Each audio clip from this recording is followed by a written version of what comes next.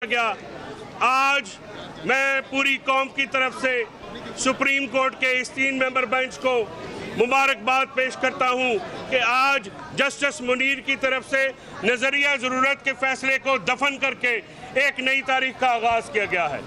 मैं आज कौम को मुबारकबाद देता हूं कि आपके सामने वो जजेस आए हैं जिन्होंने नज़रिया ज़रूरत के साथ नहीं, आइन और कानून के साथ, जमहूरियत के साथ खड़ा होना पसंद किया है।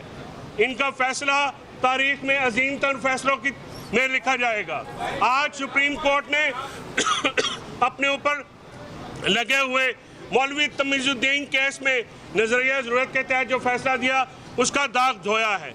आज ये जजेस आज पाकिस्तान की अदलिया खराज तहसीन की मुस्तहिक है।